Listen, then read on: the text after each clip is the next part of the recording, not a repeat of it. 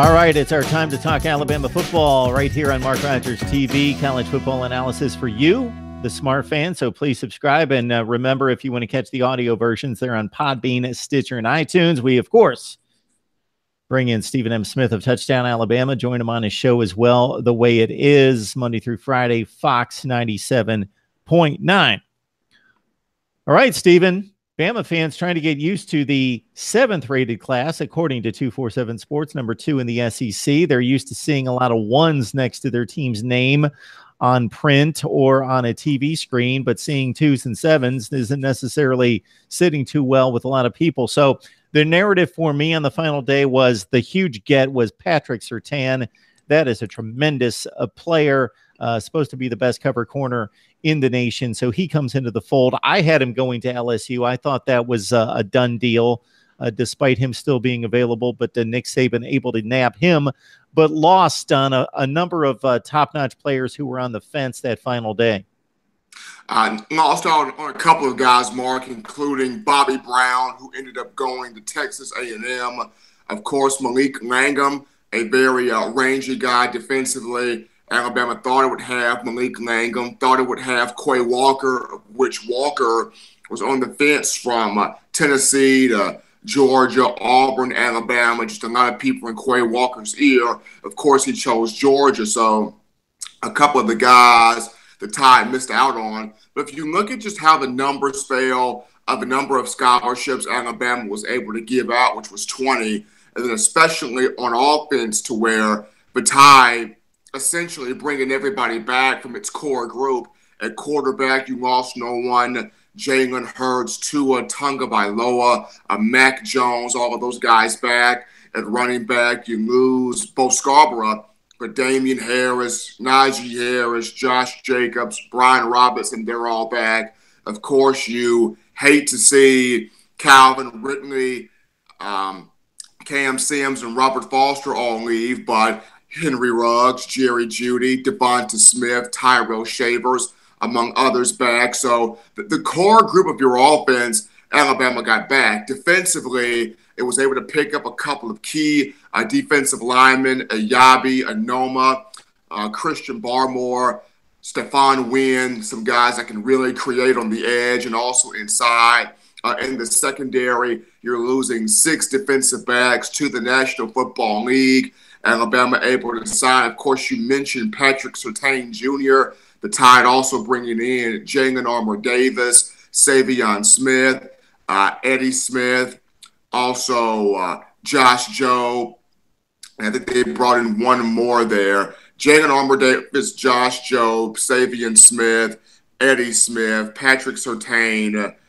Well, that's pretty much it. So they brought in 5 to 6 defensive backs to make up for the ones that were lost to the NFL and a couple of defensive linemen. So this was a heavy defense class, seeing the pieces you had to fill in. But looking at the roster, the number of scholarships given out, and also the amount of talent and experience Alabama brought back on offense, this was the route that Saban chose to take. Now, he did bring in 2 very high-priced receivers, and Xavier Williams, and also Jalen Waddle, the 4-star from Bel Air, Texas, on the offensive line, Tommy Brown and Emil Ekiyor. So I get it, not the number 1 class that Alabama fans would envision it having, but also keep in mind the number of coaching turnover that Alabama experienced, losing Jeremy Pruitt, Derek Ansley, Bobby Williams, of course, Brian Dable going back to the National Football League. So the coaching turnover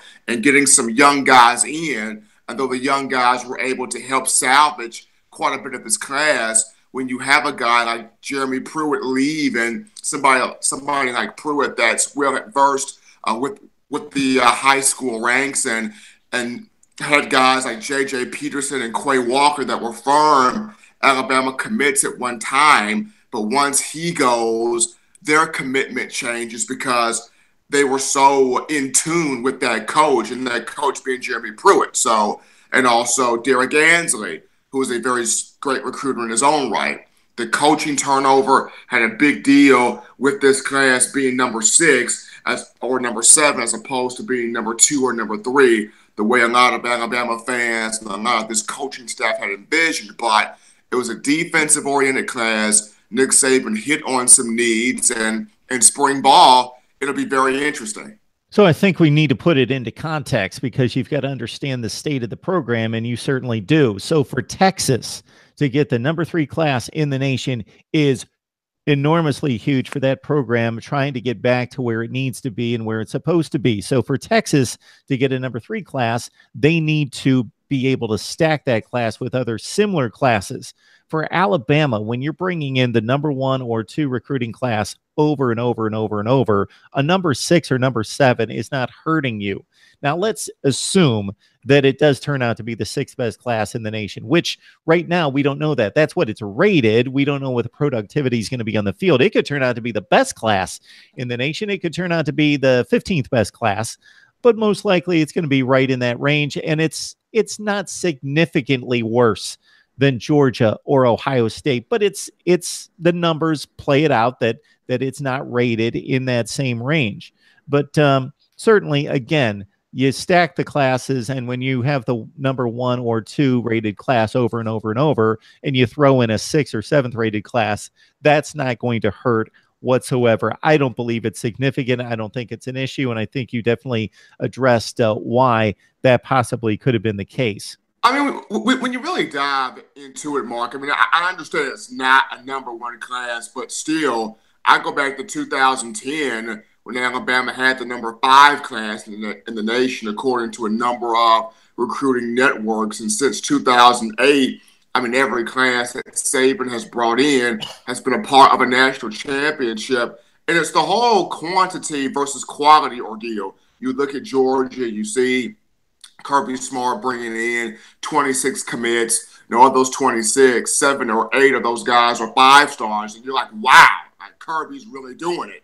I mean, you look at Ohio State and Texas, Tom Herman and Urban Meyer seem to really be doing their thing, you know, picking up all these 5-star guys, in which you and I have both talked about it, Mark. A guy could be looked at as a 3-star, 4-star, 5-star, 2-star on a lot of these boards, and not throwing any type of misconception to those recruiting guys, because they certainly do their homework, because that's a 24-hour job trying to scout, you know, all of these athletes. But at the same time, once you get to a particular school, those stars don't matter. It's what do you do on the field? How do you conduct yourself on the field? And we've seen a number of times where a guy that's rated as a 5-star does not pan out versus a guy that's rated, oh, he's just a 3-star, and that guy turns out to be an All-American player and an NFL caliber guy. So it all determines on, once you get to that particular school, how are you developed mentally, physically, athletically, when it comes to on the field strategy. When you get to your school, how does that coaching staff put you in the right situations to be successful? And at Alabama, we've seen it documented time and time again, whether you are a walk-on or you're a 5-star prospect, Nick Saban is able to get the best out of you. Absolutely. These kids aren't going to hit the weight room or hit the practice field for the first time this spring and have the stars on the helmet or on the sleeve. It's not the military. They come off. They're all playing on the same field. It's an even playing field, and whoever performs the best in practice is going to get the playing time. So, Stephen, I'm going to ask you the impossible question, because I do it each and every year around signing period, and that's there's no way to run through all the 4 stars and figure out who you like the best or whatever. But is there anybody or a player or two off the radar that isn't getting the hype or the attention from most services and most people like us, but that you like based on what you've heard, what you've seen?